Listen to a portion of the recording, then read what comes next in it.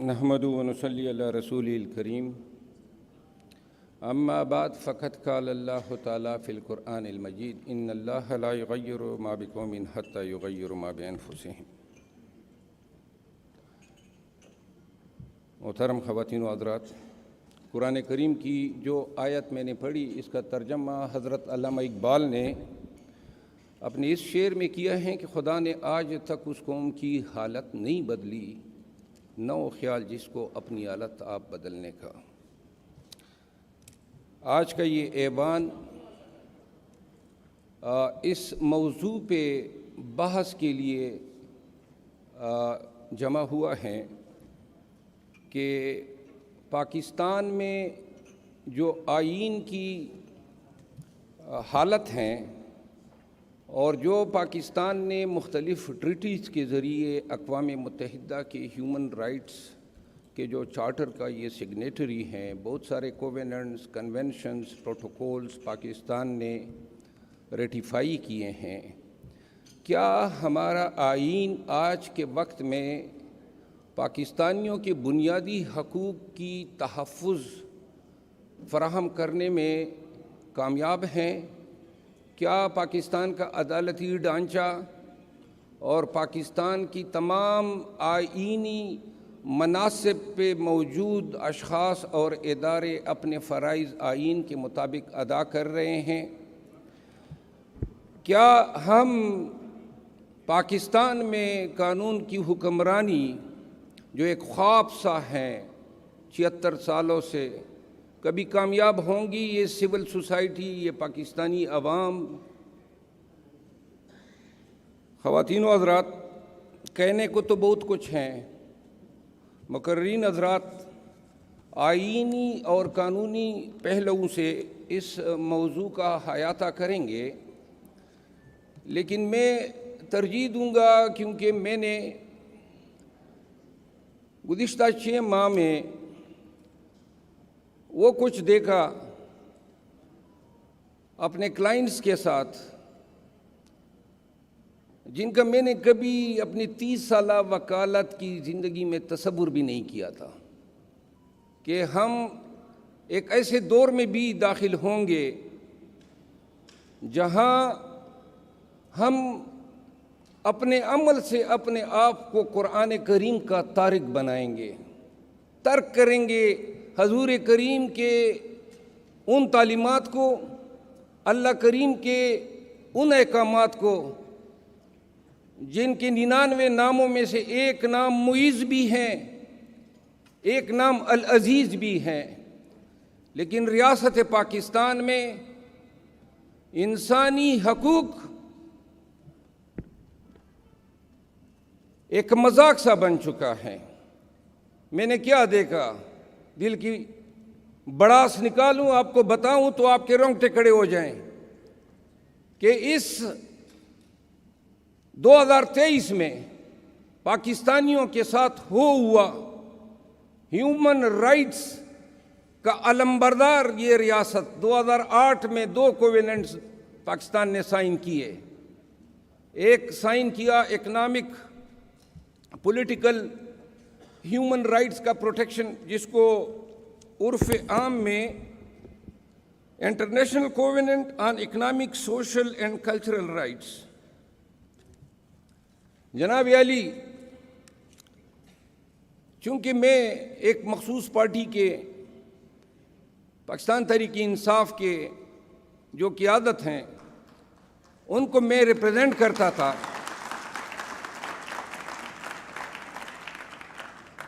اور اضلاع کی قیادت سے لے کر چیئرمین پی ٹی آئی تک ان سب کی مختلف عدالتوں میں وکالتیں کی۔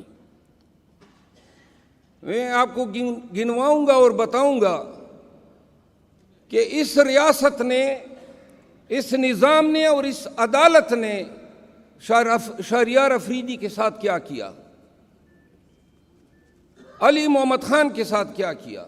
یہ وہ باتیں ہیں انہوں نے کبھی آپ کو نہیں بتائی، لیکن میں ان کا وکیل تھا، میں جیلوں میں جاتا تھا، ان سے ملتا تھا، ان پر روا رکھے گئے ہر ایک ظلم اور جبر کی بات یہ مجھے بتاتے تھے۔ شاندانہ گلزار کو انہوں نے اٹھایا، اغوا کیا، اور پھر کیا رویہ روا رکھا گیا۔ شبلی فراز کے ساتھ جو تشدد ہوا، جو اس کے چہرے پہ ابھی بھی آپ کو یاد ہوگا۔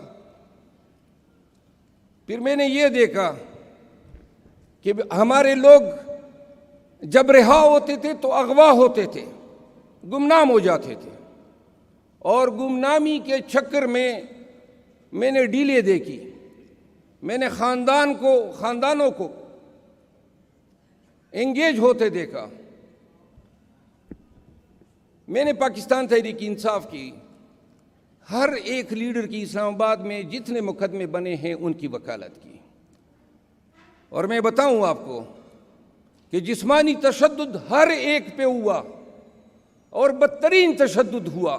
شرم کے مارے، حیا کے مارے یہ لیڈر آپ کو نہیں بتا رہے ہیں۔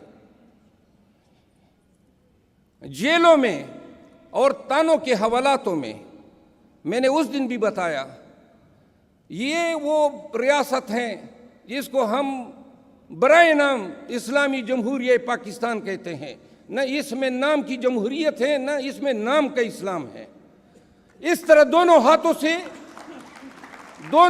سے 8-8 گھنٹے کو ہر ایک کو کھڑا کیا گیا حوالاتوں میں،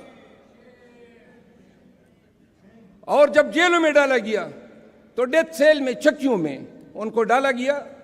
ان چکیوں میں باتھ روم ایسے ہوتے تھے کہ ان پہ پردہ تک نہیں ہوتا تھا، تاکہ کوئی باتھ روم اٹینڈ نہ کر سکے، اور یہ مجھے بتاتے تھے کہ 4 ایام تک ہم کھانا نہیں کھاتے تھے، کیونکہ 5 اور 6 لوگ ایک سیل میں پڑے ہوتے تھے، اور حیا اور شرم کے مارے اس باتھ روم میں گھس نہیں سکتے تھے۔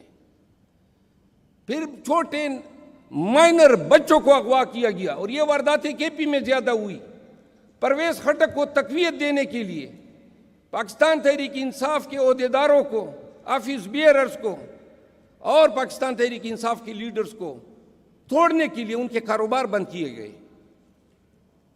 میں نے کہا مائنر بچوں کو اغوا کیا گیا، لوگوں کو 3 MPO کے نام پہ، اینٹی کرپشن کے پرچوں کے نام پہ، FIA کے پرچوں کے نام پہ، انسداد دہشت گردی کے پرچوں کے نام پہ بلیک میل کیا گیا، بلا دریغ اور بلا تفریق قانون کا ایسا ایبیوز کیا گیا،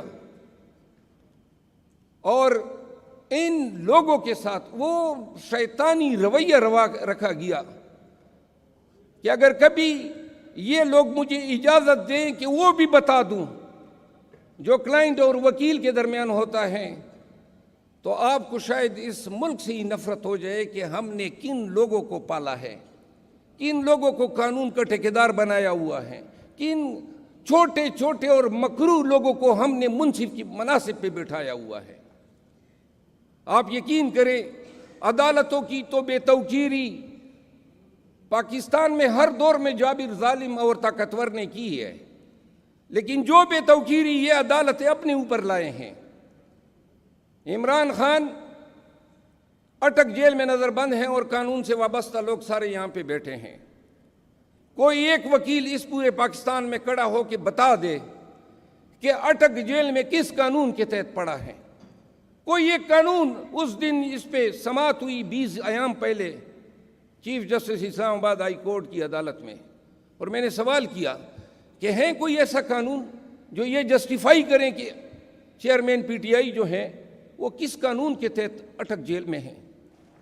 جو حکم نامہ تھا وہ توشاخانہ کی سزا سسپینڈ ہونے کے ساتھ ختم ہو چکا ہے۔ ابوالاسناد ذوالقرنین بغیر کسی قانون کے آئے دن جناب اٹک میں جا کے جیل لگا لیتے ہیں۔ کوئی قانون تو ہوگا نا، کسی قانون کی شک کے تحت تو اس کو یہ اختیار ہونا چاہیے۔ پھر ابوالاسناد ذوالقرنین، اب یہ سن لیں، آج سے 3 مہینے پہلے اچانک اس کی تقرری کر دی جاتی ہیں سائفر کیس کے جج کے طور پہ، جب ابھی سائفر کیس رجسٹر نہیں ہوا ہے، اور جو اس کے پیشرو ہیں گیلانی صاحب ایڈیشنل سیشن جج، ان کو ہٹا دیا جاتا ہے، ٹرانسفر کیا جاتا ہے۔ وزارت قانون یہ حکم نامہ جاری کرتی ہے۔ اور اس سے پہلے توشاخانہ کیس میں آل آف اے سڈن 6 ماہ کے بعد جج صاحب تبادلہ اسلام آباد کے ضلع ویسٹ سے ضلع ایسٹ میں کیا جاتا ہے اور ہمایوں دلاور صاحب کو 6 مہینے کے بعد لایا جاتا ہے. اور وہی ہمایوں دلاور صاحب نے جو انصاف کا حشر نشر کیا، پاکستان کے پورے ممالک کو علم ہے. نصر من اللہ صاحب سینئر سول جج اسلام آباد میں وہ عدت کے کیس کو پریزائڈ اوور کر رہے تھے. انہوں نے کیس خارج کر دیا. ایک شخص ہے مشکوک، عرفان نام ہے،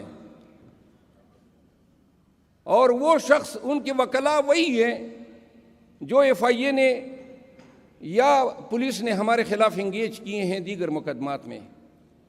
وہی وکلاء جا کے ریویژن دائر کرتے ہیں. سیشن جج صاحب ہمیں نوٹس تک نہیں جاری کرتے ہیں، جبکہ کرمنل ریویژن کی بنیادی شرط ہے. بغیر نوٹس کے کس طرح آپ ڈیسائیڈ کر سکتے ہیں؟ یک طرفہ طور پہ فیصلہ کر دیتے ہیں. جو ہی فیصلہ ہوتا ہے ہمارے خلاف، اگلی رات کو نصر من اللہ کا تبادلہ ہو جاتا ہے. ان کی جگہ قدرت اللہ صاحب آ جاتے ہیں. اور اسی طرح ہر اس جج کو ٹرانسفر کیا گیا جس نے ہاتھ کڑے کرنے سے انکار کیا. اب مانگو اور ڈھونڈو انصاف ان لوگوں سے.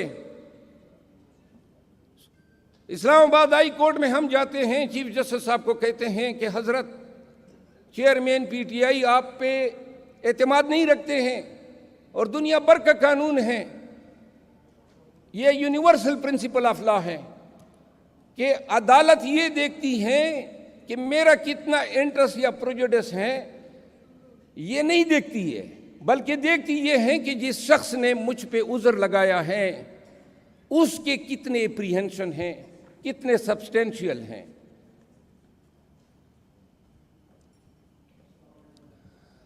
میرے عزیزوں،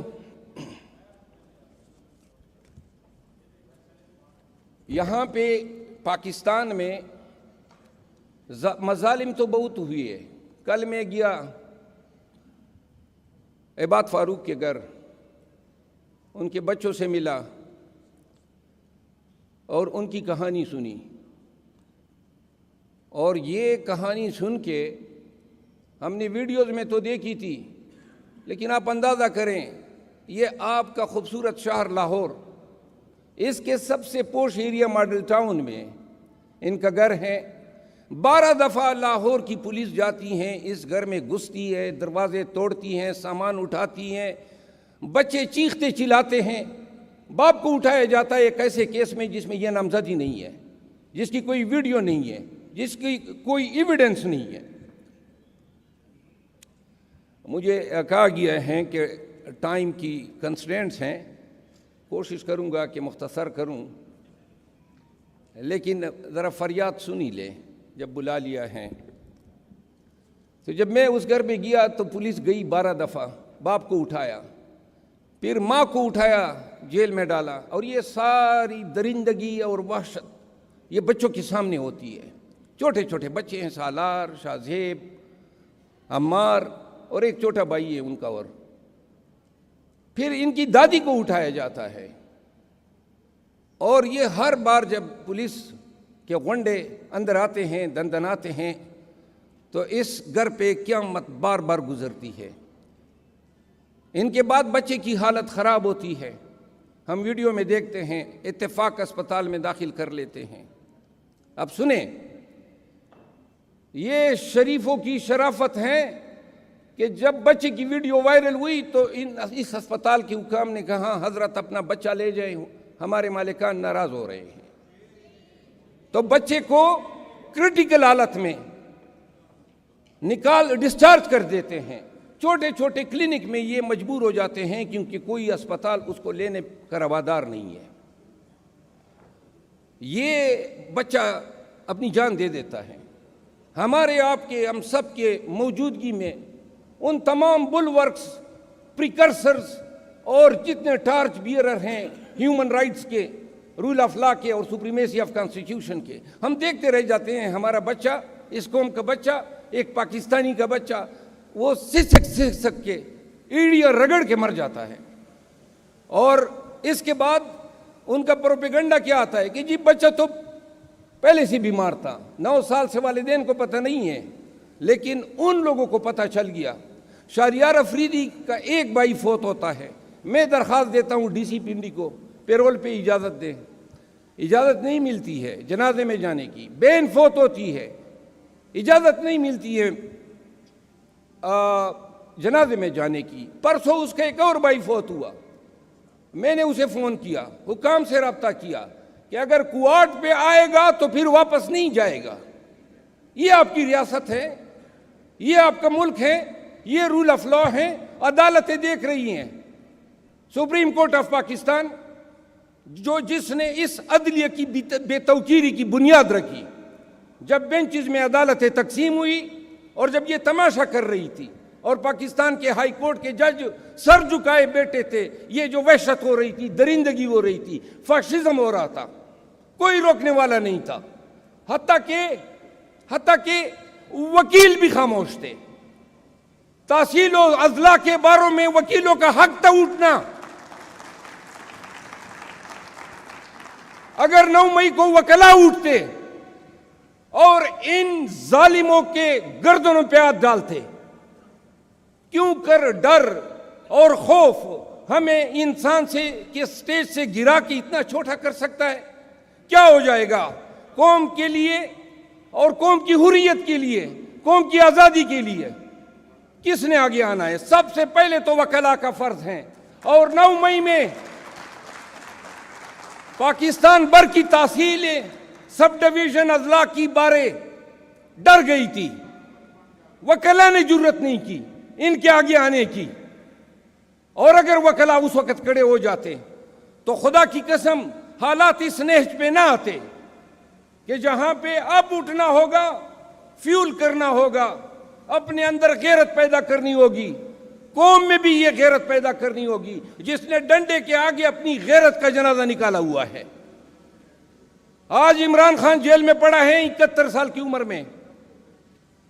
الفن کہتا ہوں، آپ کی حریت، پاکستان کی آزادی، آنے والے نسلوں کی آزادی کے لیے یہ شخص جو ہے ایک چھوٹے سے سیل میں پڑا ہے، کوئی اس کی ذاتی انٹرسٹ نہیں ہے۔ اگر یہ اپنی مثال رقم کر سکتا ہے، کیوں ہمیں اپنی جانیں، اپنی آزادیاں اتنی عزیز ہیں؟ آج جس طرح نام ہے نو اور نیور، آج وقت ہے قوم فیصلہ کرے، یا ہم نے اٹھنا ہے یا پھر گھٹنے ٹیکنے اور ماتھا ٹیکنا ہے۔ نہ اٹھنے کے لیے، ساری عمر ضلالت کی زندگی کو قبول کرنے کے لیے۔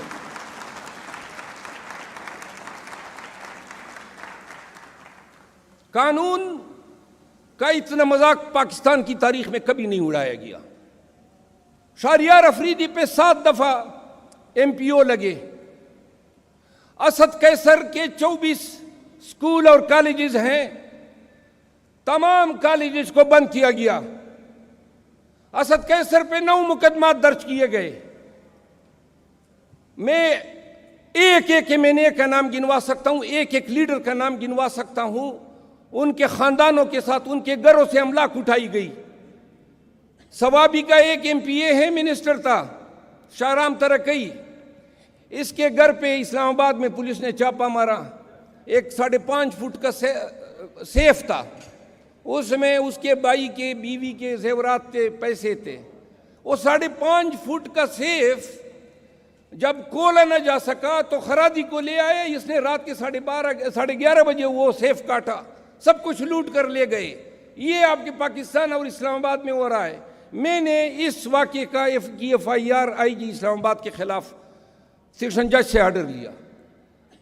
ڈاکے پڑے، آج لاہور میں سن رہے ہیں، پڑھے لکھے لوگ اور صاحب حیثیت لوگ پیسے دے رہے ہیں بچوں کو بچانے کے لیے۔ پولیس کا جو ہے ایک لاٹری نکلی ہوئی ہے۔ جناب علی اعتزاز احسن صاحب آئے ہیں، ذرا تالیاں بجا کے ان کا استقبال ہونا چاہیے۔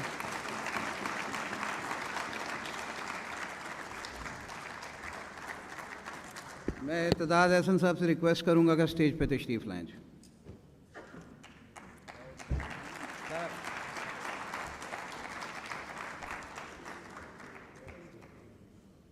میں اخیر میں